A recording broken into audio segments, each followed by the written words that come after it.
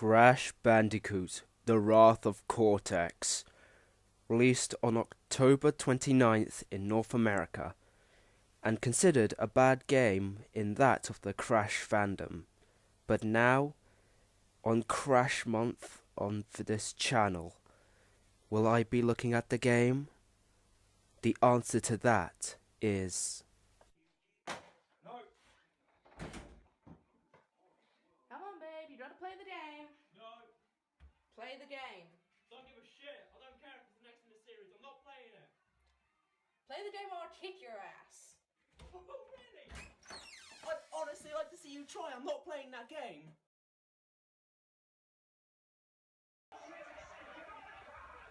I win. Now play the game. Okay.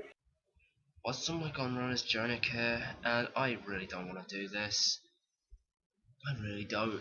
Even as a kid, I didn't like this game, and I know people are coming to appreciate that it's not that bad a game, but still, I just don't like it. I don't like it. I don't know why, but every fibre of my being wants to puke whenever this game is mentioned. Hey, I might be overreacting. Let's have a look at the first cutscene. You know, the first 10 minutes. That might cheer me up.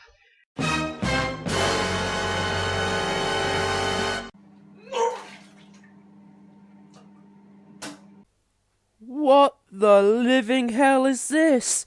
These characters look like they've been put through a blender, and Cortex's eyebrows could even rival Rock Lee's. Do you want to know how bad these look?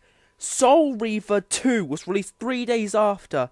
Yeah, I know that's not really saying much, but you gotta remember, Tony Hawk Pro Skater 3 was released 1 day before, and yet these games look so much better. The story is that Uka Uka is fed up with Cortex's BS, and Cortex is now stating that he flat out wants Crash dead at this point.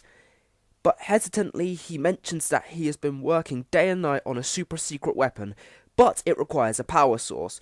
Uka Uka then suggests that they gather the elementals, a bunch of spiritual masks that were responsible for natural disasters like the Ice Age.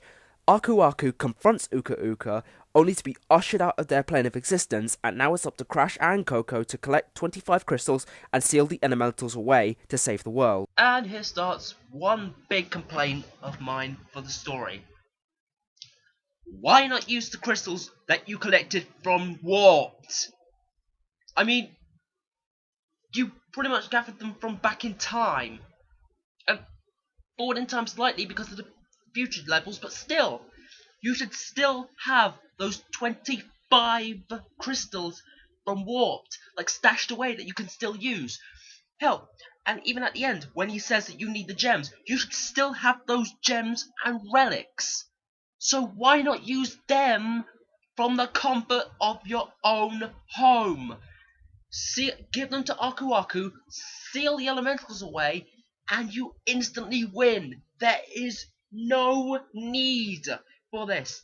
They're crystals, not Dragon Balls.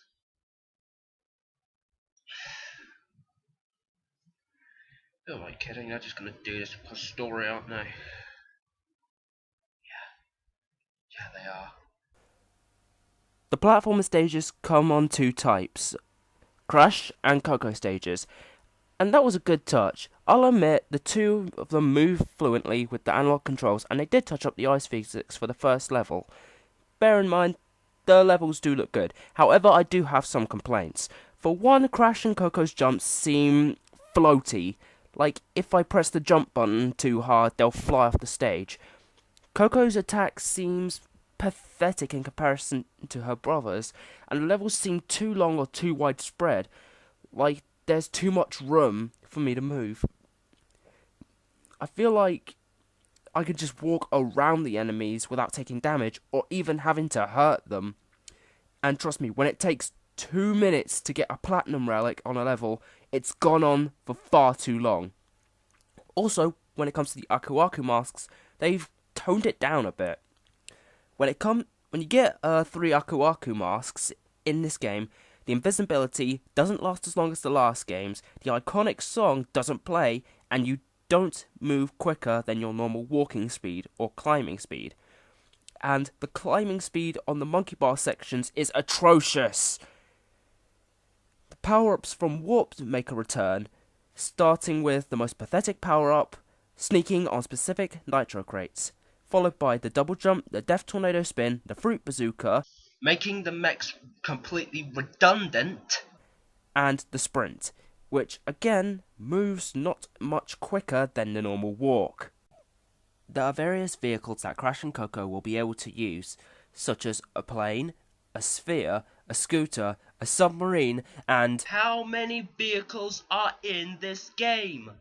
Well, counting the secret sixth room and excluding the bosses, there are a total of 30 levels in the game, and 20 of them have vehicle sections, leaving 10 to be pure platforming.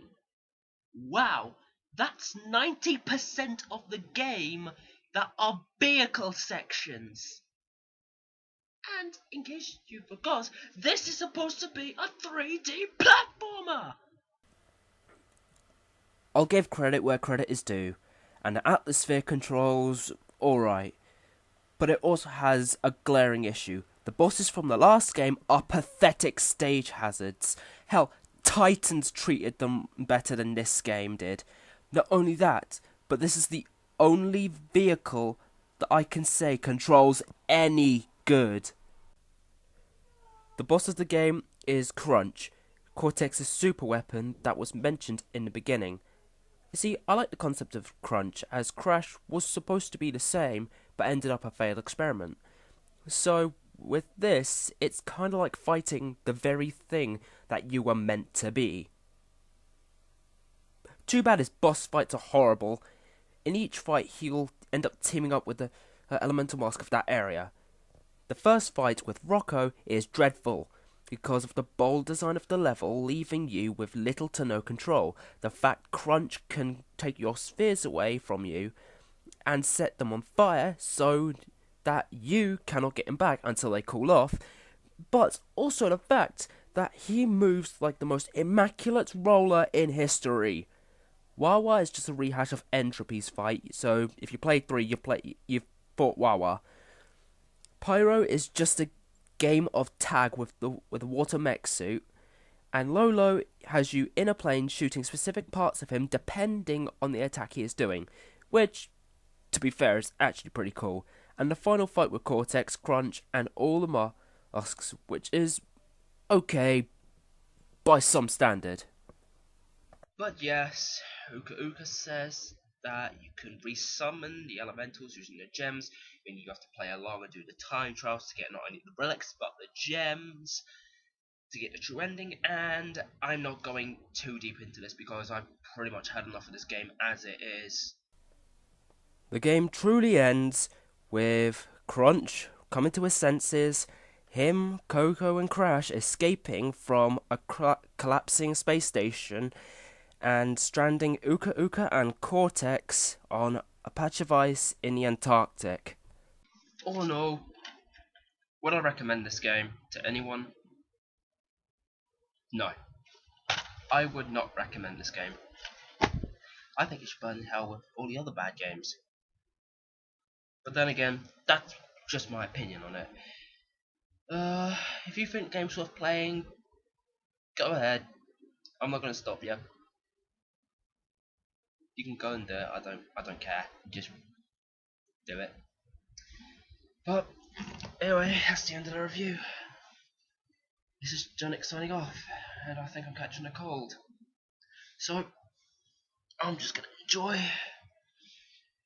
my night before Christmas cup of tea and watch some Soviet Womble. Oh, and Nitro Kart on the chopping block next.